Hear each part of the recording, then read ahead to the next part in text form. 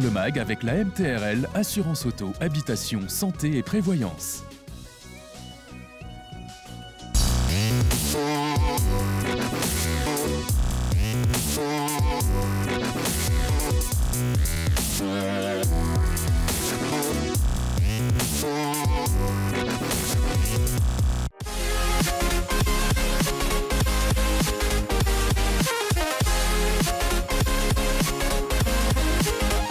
Salut à tous, bienvenue dans Outdoor Le Mag, un Outdoor Le Mag spécial VTT tourné ici au cœur du village de la STL VTT. Outre bien sûr des images de vélo, vous aurez également des images d'ultra puisqu'on vous proposera des plans de l'Alpsman 2018 qui s'est déroulé autour du lac d'Annecy et au sommet du Semnoz. Et puis bien sûr un focus sur l'ensemble des pratiques du VTT et notamment le vélo à assistance électrique. Mais on commence tout de suite par votre préparation de votre vélo avec les mécanos de Pro Bike Shop.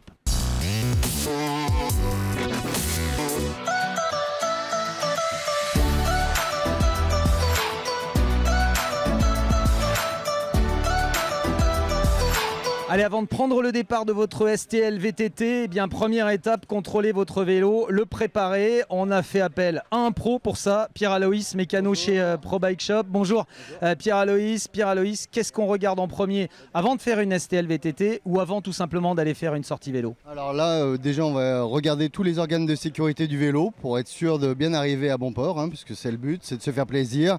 Et vraiment, après, on va pousser dans le détail si on arrive à voir. Alors, Pierre-Aloïs, allez, on le fait ensemble. On démarre, vérification, les serrages, Pierre-Aloïs, première étape. On va vérifier déjà si déjà toutes les vitesses passent bien pour le client qui va faire la course ce soir. Indexation dérailleur, bien sûr, les sauts de chaîne. On va commencer par le dérailleur avant, donc là on se met sur le petit plateau et c'est parti. Donc là tout monte bien, on vérifie les butées hautes et les butées basses, donc on peut le faire aussi à la main, le monter automatiquement ou alors hop à la gâchette. Bon alors qu'est-ce qui peut se passer mal? Effectivement aujourd'hui tous les bikes sont équipés de freins à disque. Voilà. Ce qui peut se passer mal c'est bien sûr l'usure des plaquettes. Exactement, l'usure des plaquettes, un mauvais centrage de l'étrier aussi peut entamer le disque. Alors Pierre-Aloïs, comment je sais que mes plaquettes sont usées? Il faut regarder, il faut déjà voir qu'elles soient uniformes de chaque côté, autant à droite qu'à gauche.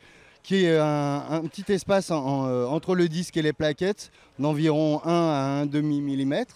Donc celle-là c'est ce qu'on va regarder. Allez, on va regarder les plaquettes maintenant. On vous montre tout ça en image bien sûr. Usure des plaquettes. Le disque bien sûr, vous le vérifiez régulièrement. Des traces sur le disque, ça veut dire que ce disque est en train de se rayer. Et puis Pierre-Aloïs, tu as mis la main sur un organe essentiel du bike, c'est les pneus. Et on a souvent cette question, quelle pression je dois mettre sur mes pneus? Alors ça va dépendre de la taille des roues et après aussi du terrain. Donc là, par exemple, on est sur un vélo avec des bonnes sections de pneus. Vu le terrain qui peut être cassant, on a un gros pierrier quand même sur cette épreuve. Donc si on est en tubeless, on peut se permettre de gonfler un peu moins, donc du 1,8 à 2. Après, pour ceux qui roulent en chambre, je conseille quand même à l'arrière de gonfler un petit peu plus. On peut monter jusqu'à du 2,4 parce qu'il y a risque de pincement et bon, de nuit, changer le pneu, c'est pas très agréable. On parlait bien sûr en barre si vous êtes des bourrins. Sachez qu'au-delà de 2, ça vous fera du bien et ça vous permettra de passer certains écueils. Voilà, avec Pierre-Aloïs, c'était la petite leçon de préparation de votre VTT avant chaque sortie, bien sûr. On continue cette émission sur la STL et surtout, on continue avec de belles images et notamment celle de l'Alpsman. C'est une épreuve qui avait lieu au début du mois de juin. C'était du côté du lac d'Annecy. C'était un ultra. Et vous allez le voir, de superbes images du côté d'Annecy pour cet Alpsman 2018.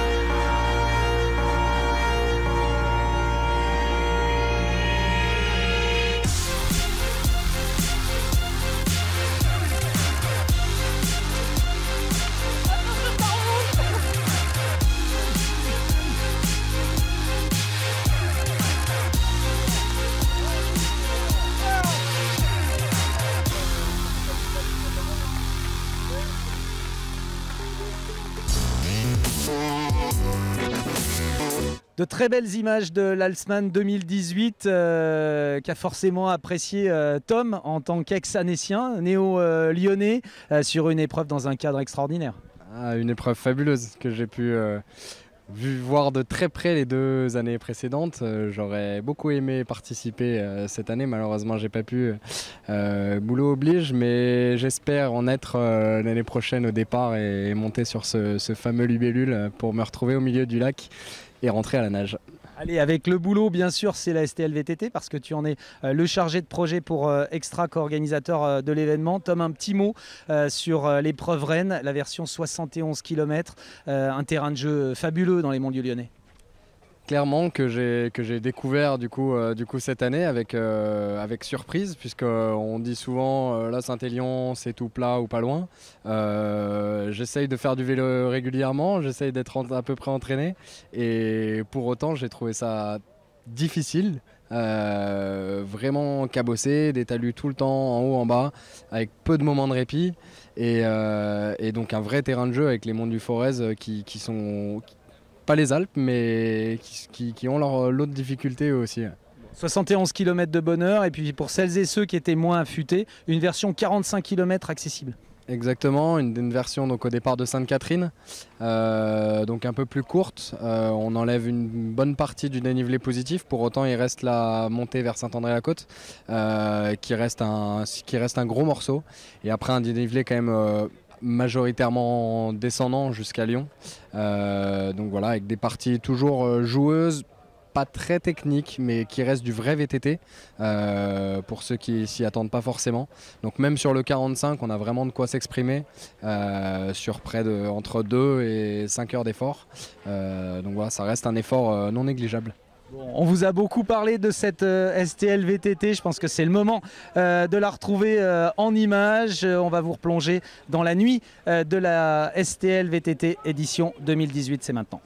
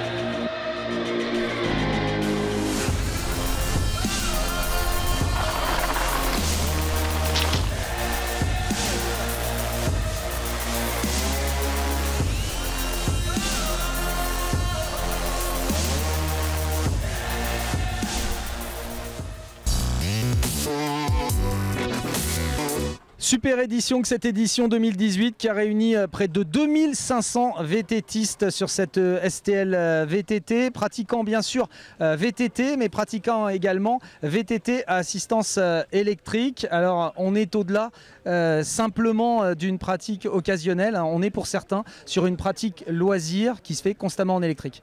Oui, c'est ça l'intérêt du vélo assistance électrique, c'est de remettre des gens à l'activité et de permettre à certaines personnes aussi de découvrir justement les joies du VTT.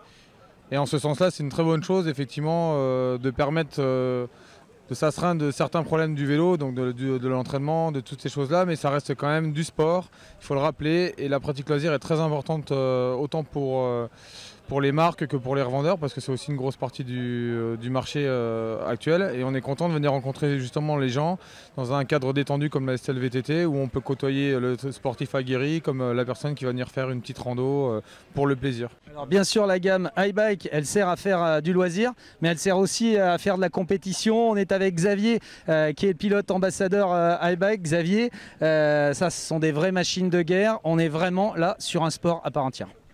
Ah oui, on est sur un sport à part entière. Comme toutes les compétitions, les compétiteurs se donnent à fond. C'est le dépassement de soi-même, c'est trouver la limite à chaque fois. Et les vélos iBike nous permettent vraiment de pousser la machine et le bonhomme à 2000% pour les courses.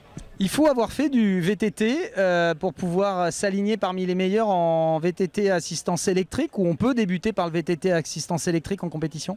Oui, on peut débuter par le VTT assistance électrique, il n'y a pas de souci.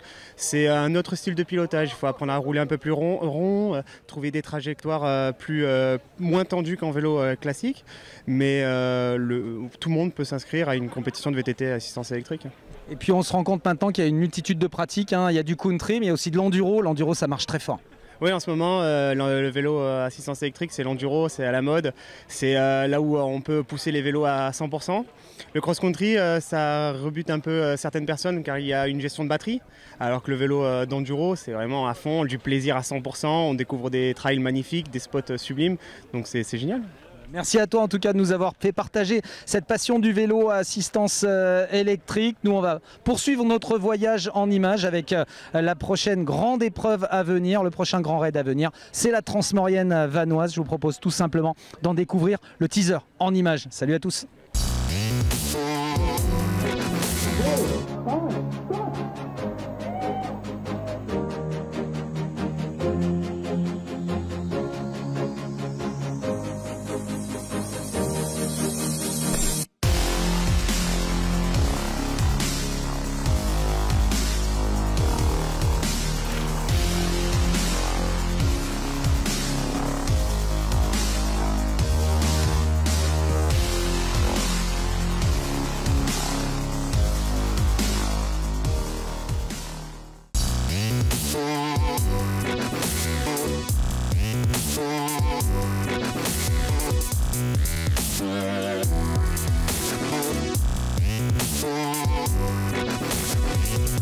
Le MAG avec la MTRL, assurance auto, habitation, santé et prévoyance.